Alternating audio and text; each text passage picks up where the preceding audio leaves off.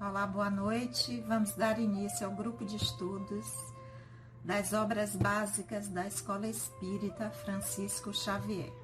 Vamos iniciar com a nossa prece.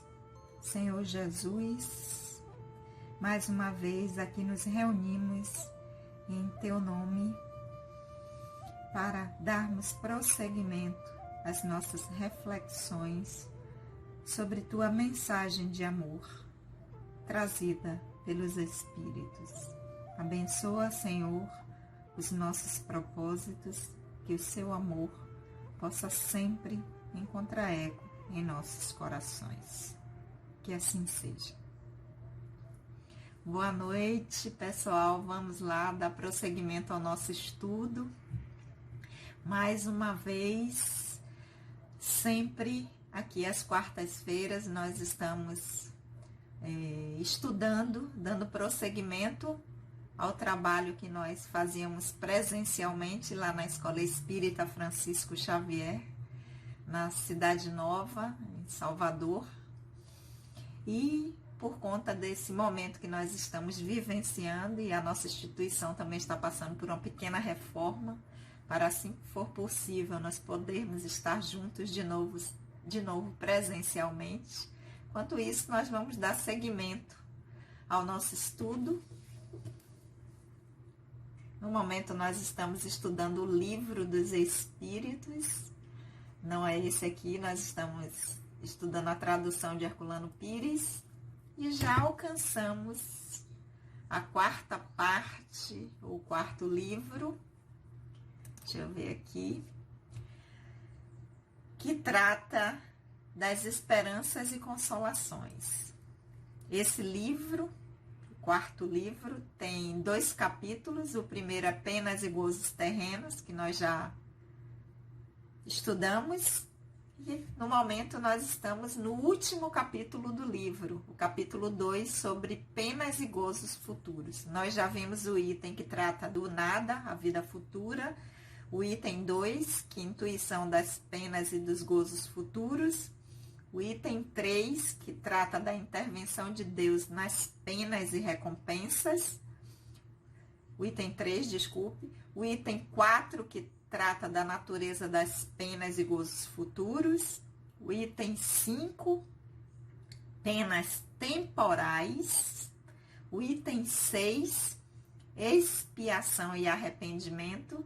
E estamos no item 7, duração das penas futuras.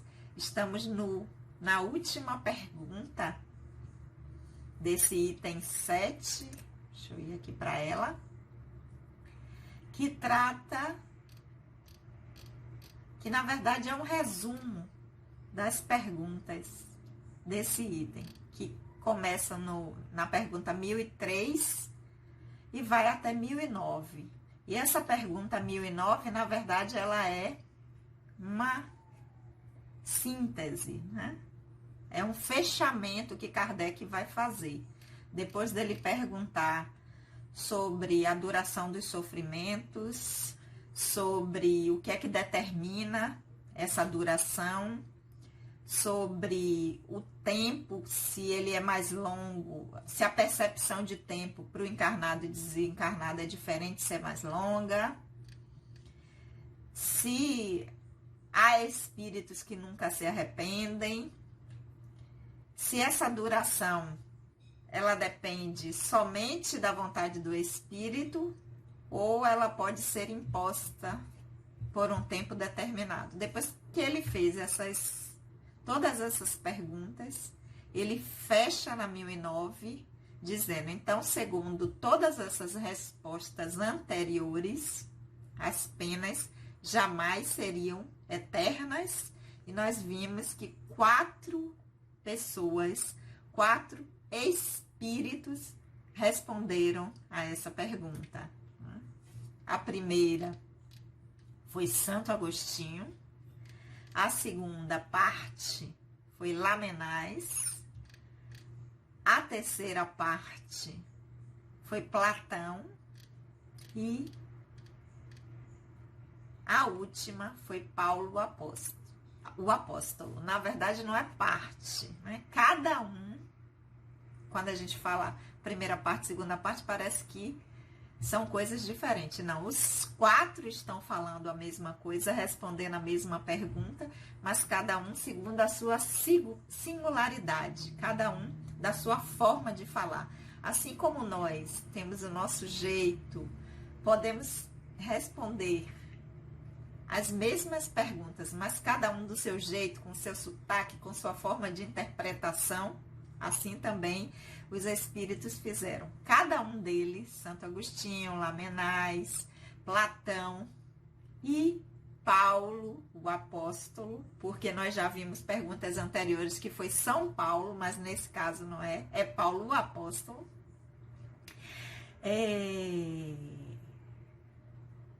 Agora nós vamos ao fechamento mesmo, que é não da pergunta, mas de todo o item, duração das penas, né? Que é um comentário que Kardec vai fazer em cima dessas respostas. Então, hoje nós vamos ler o comentário de Kardec e fazer as nossas reflexões, né? Cada um, a partir do que Kardec está propondo aqui, nós podemos fazer em casa as nossas reflexões também. Em que é que isso nos ajuda hoje, contextualizar, hoje em 2020, em pleno momento que nós estamos vivenciando, em plena pandemia, em pleno isolamento social, como é que essas ideias podem nos auxiliar para nós, para o personagem atual que nós estamos trabalhando, né? Que cada personagem está a serviço da individualidade do espírito que somos. Então, vamos lá. Depois de Kardec perguntar, então, quer dizer que, em razão de tudo que foi respondido anteriormente, nós podemos entender que não há penalidade eterna. Cada um deu a sua resposta e Kardec fecha todo esse item com esse comentário. Vamos lá. Deseja-se incitar o homem ao bem e desviá-lo do mal pelo engodo das recompensas e o temor dos castigos. Mas se esses castigos são apresentados de maneira que a razão repele, não terão sobre ele nenhuma influência. Longe disso, ele rejeitará tudo, a forma e o fundo. Que se lhe apresente, pelo contrário, o futuro de uma forma lógica e ele não o recusará. O Espiritismo lhe dá essa explicação. A doutrina da eternidade das penas, no sentido absoluto, faz do Ser Supremo um Deus implacável.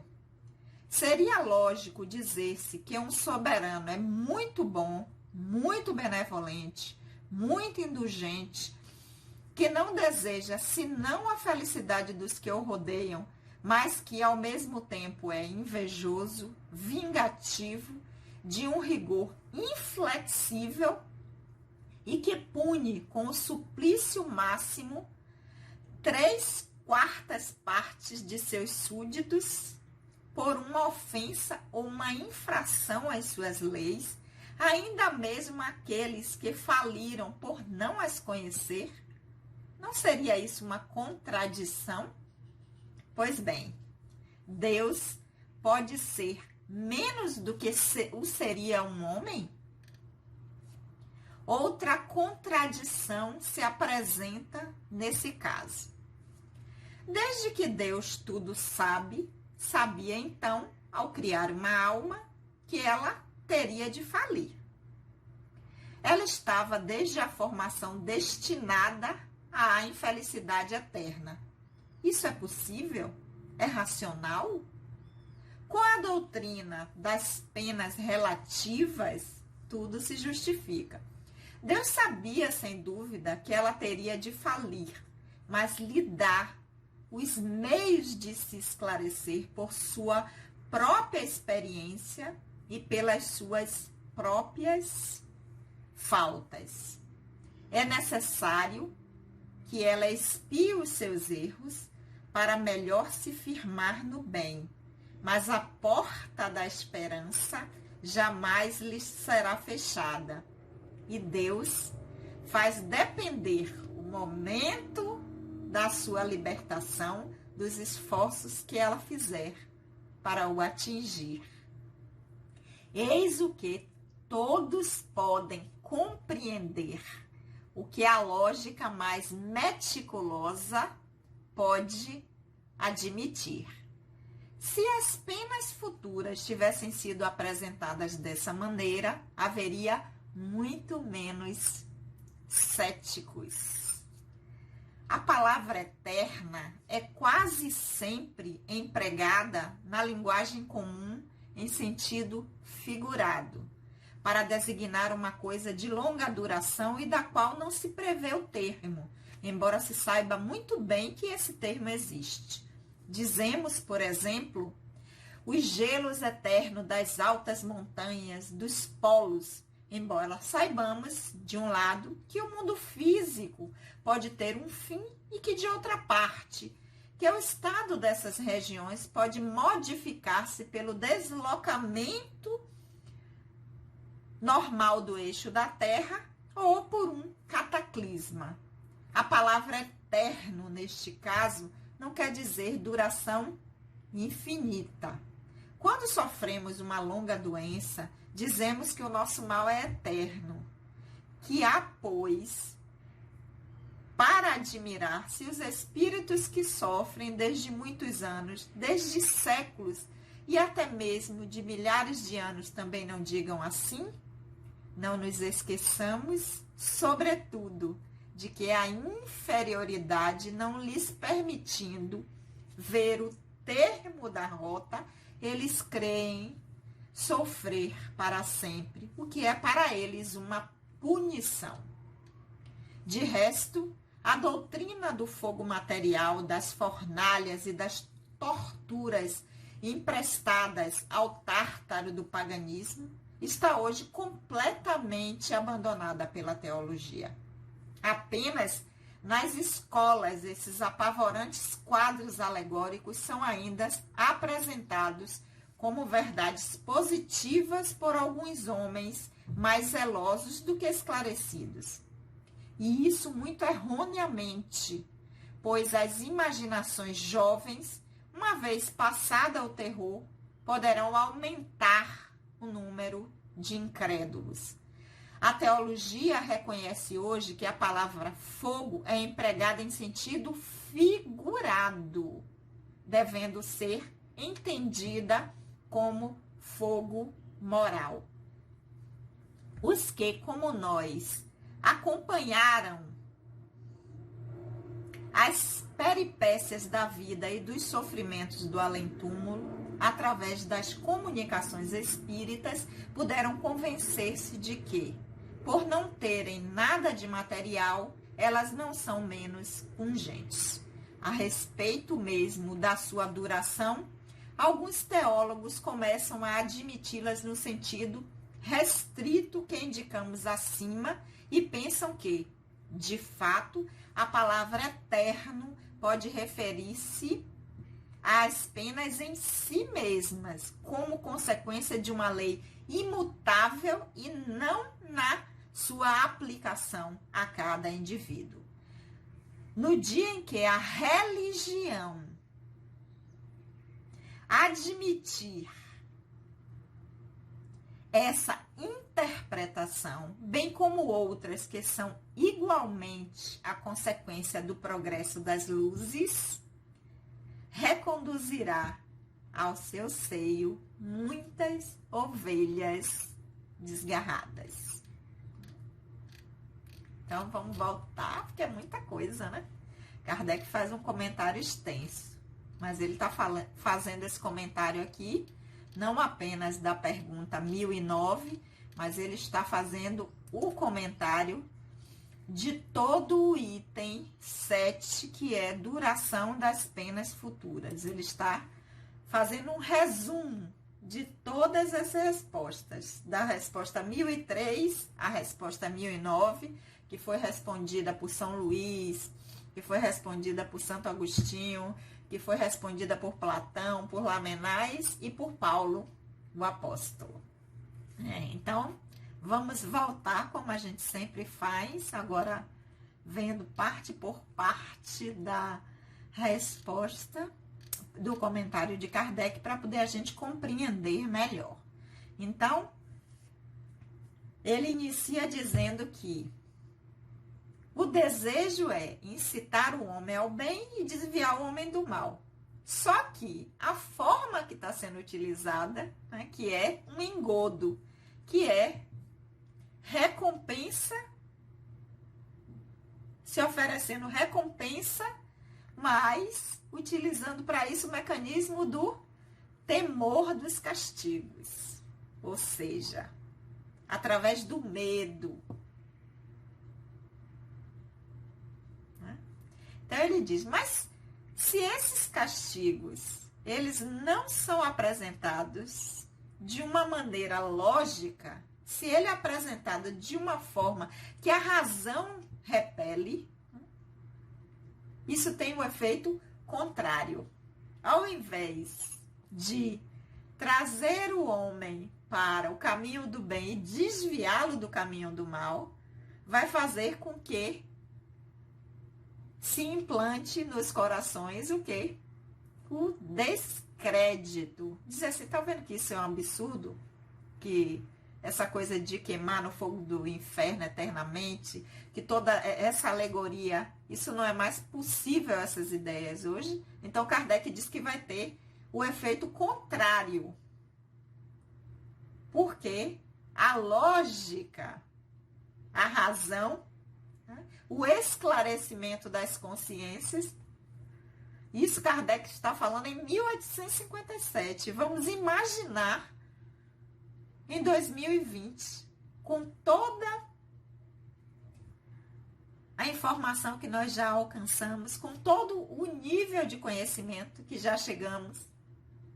Então, persistir nesse tipo de ideia, ao invés de trazer as pessoas para o caminho do que é bom, do que é certo, do que é justo, do que é ético, ao contrário, faz com que as pessoas se afastem e criem céticos.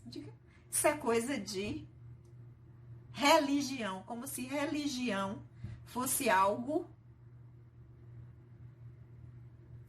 que não é natural, como se tratasse do que não é natural, do que é fantasioso, do que é milagroso.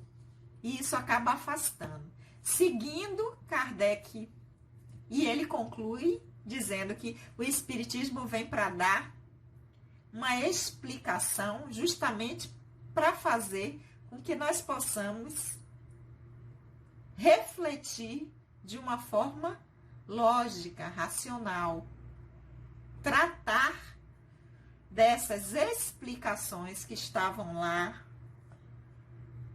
mas como nós iniciamos na nossa prece propondo, contextualizando na nossa experiência de hoje, com o entendimento que nós temos hoje, como isso afeta a minha história de agora, enquanto espírito que estou encarnado, e as consequências que isso terão depois, quando eu estiver desencarnado, e depois ainda, quando eu voltar no processo reencarnatório, porque afinal de contas, nós somos reencarnacionistas, acreditamos que vamos voltar ainda muitas vezes no nosso processo de aprendizado. Então, seguindo, Kardec vai dizer que essa doutrina das penas eternas, se a gente tomar ela no sentido absoluto, ela faz de Deus um ser implacável. Por quê? Porque condena eternamente um erro de um momento. Aí você vai dizer, pode dizer ou pode pensar, mas e se for a encarnação inteira? Ainda que seja a encarnação inteira, é um momento do espírito vivenciado por esse personagem. Mas esse espírito ainda tem a eternidade pela frente, já que nós estamos falando de penas eternas, para se modificar e para poder fazer diferente. Aí, se nós formos pensar numa encarnação, o que a gente poderia dizer? Alguém que tem 100 anos, chegou aos 100 anos, e num dia da vida brigou com alguém, foi mal educado, ofendeu alguém, magoou muito alguém. Só que no restante de todos os seus 100 anos, ele não foi assim. Você condenaria? Ou você diria, não, foi um dia que ele não estava bem. Perdoe fulano, não leve isso em consideração. Veja como ele é uma pessoa, olhe o quanto ele já fez depois de bom. Se nós pensamos assim, imagine Deus, ao olhar o Espírito, se ia condená-lo a um sofrimento eterno, mesmo que seja de uma única encarnação, ou que seja da encarnação inteira. Você vai dizer, mas o cara foi ruim desde a hora que nasceu até a hora que desencarnou. Ainda assim, isso para a vida do espírito é um nada. Porque nós temos a eternidade ainda pela frente. Então, uma experiência encarnatória não significa esse peso que nós damos para uma penalidade, um sofrimento eterno. Então, Kardec vai dizer que ao fazer isso, se a gente entende essa penalidade, esse castigo como num sentido absoluto, nós estamos fazendo de Deus um ser implacável. E aí ele diz, seria lógico dizer, como a gente viu na própria doutrina, né? Porque nós temos a ideia de Deus. Já vimos que o Criador não é a ideia que nós temos dele. Nós fazemos uma ideia de Deus, do Criador. Inclusive a ideia espírita. Mas no próprio capítulo, no livro primeiro, na própria parte que trata de Deus, os espíritos já nos dizem que nós não temos ainda a capacidade de compreender a essência de Deus. Porque nos falta sentido para isso. Então, nós temos uma ideia. E na própria ideia espírita, que traz que Deus é único, soberanamente bom e justo, ele diz como é possível, numa lógica, dizer-se que um soberanamente bom, justo, benevolente, indulgente, não vai desejar a felicidade do que os rodeiam. Mas, se a gente pensa que ele traz esse Criador, vai nos trazer uma pena eterna por um momento em que nós nos equivocamos, ele diz, ao mesmo tempo a gente está dizendo que esse Criador também é invejoso, é vingativo, é de um rigor inflexível e que pune com o suplício máximo por uma ofensa ou uma infração das suas leis. Mesmo que seja por não conhecer, ou seja, por ignorância. Então, Kardec diz, isso não tem lógica. Não tem lógica.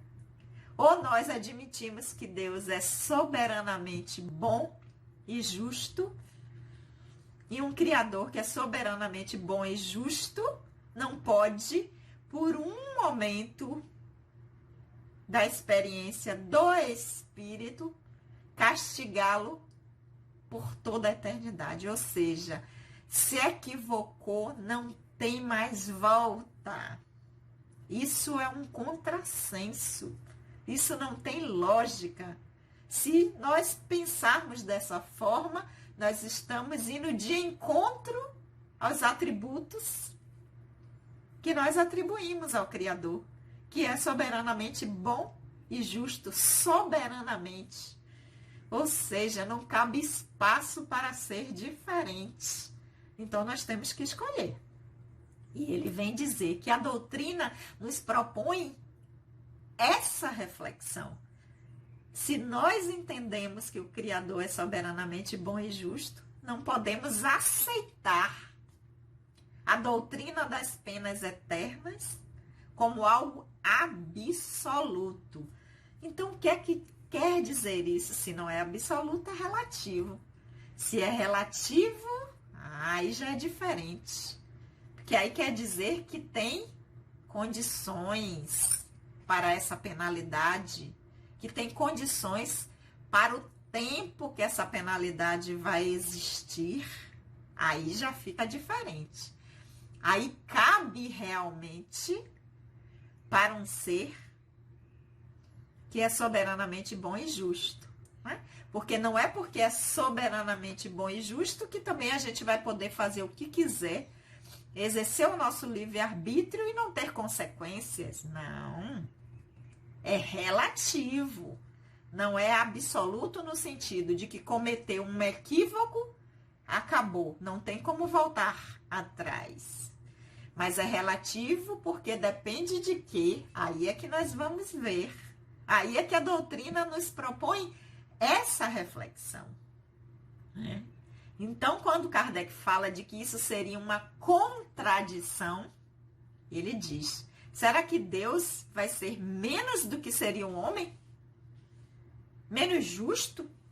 Porque se até as nossas leis prevêem isso, diminuir pena por bom comportamento, a partir de determinado momento você ter regime semiaberto, ou seja, você cometeu um equívoco, você está respondendo, você cometeu uma infração, você cometeu um delito, você vai responder por isso, você vai sofrer uma penalidade, vai ter que cumprir uma pena, mas as nossas leis já entendem que existem atenuantes.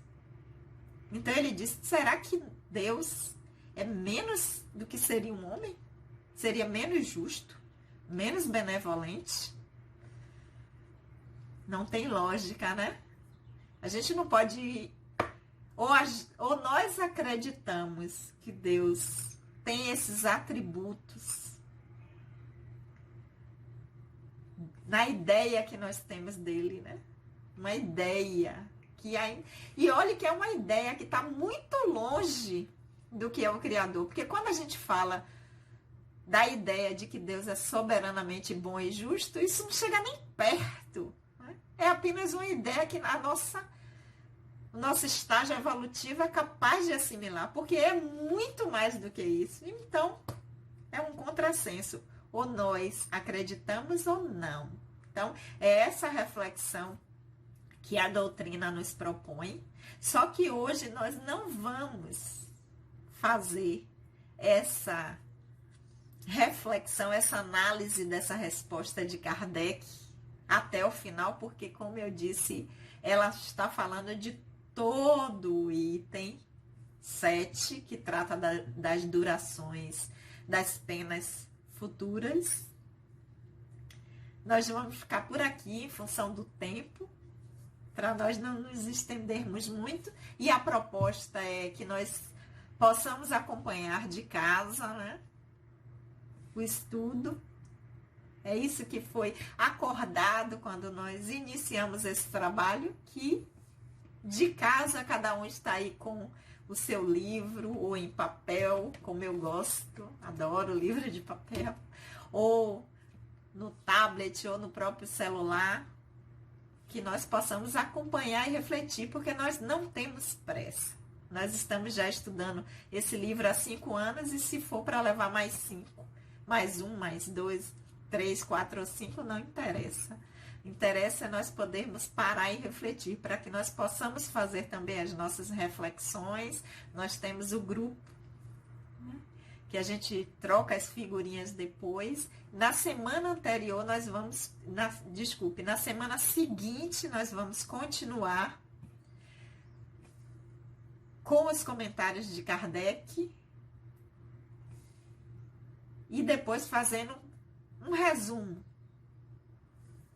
de novo com o fechamento dos comentários das respostas de Santo Agostinho de Lamennais, de Platão e de Paulo o Apóstolo. Então, hoje nós vamos ficar por aqui com essa reflexão de que o Espiritismo, a doutrina dos Espíritos, está nos propondo uma reflexão de que, segundo a forma, a ideia que nós temos de Deus, admitir as penas eternas é uma contradição ao que nós acreditamos, a ideia que fazemos do Criador. E semana que vem a gente vai continuar, porque Kardec ainda nos leva a muitas outras reflexões para nos auxiliar a comparar se essa ideia que nós temos de Deus, de que Ele é bom, soberanamente bom, justo, amoroso,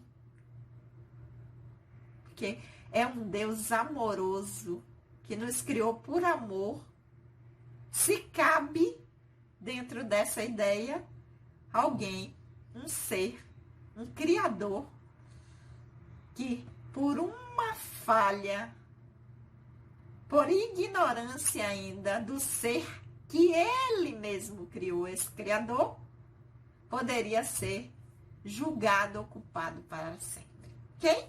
Então, semana que vem nós vamos continuar o nosso estudo com o Livro dos Espíritos, sempre publicando às quartas-feiras, às 20 horas. Convidem outras pessoas, né? Agora nós estamos na internet, abrimos o estudo a pedido de alguns, então outras pessoas estão podendo acompanhar conosco. Convidem, se inscrevam lá no canal, e para eu não tomar carão, porque toda semana eu digo, você esqueceu de falar, que para o pessoal, quando se inscrever no canal, clicar lá, acho que no sininho, para quando a gente postar os novos estudos, vocês receberem a notificação, ok? Então, vamos ver aqui.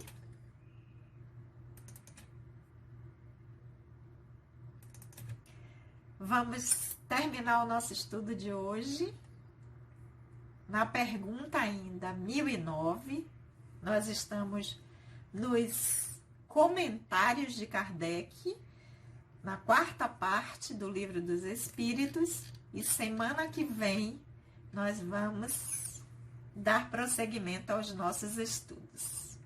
Um beijo no coração das meninas que fazem parte do nosso grupo de estudo das obras básicas da Escola Espírita Francisco Xavier, Nilda, Gilmara, Juliana, Miriam, Lenildes, Lúcia, Maria, Railda, Leila, Néa, Antônia, Dinalva, Meire e a todos que estão nos acompanhando. Vamos orar?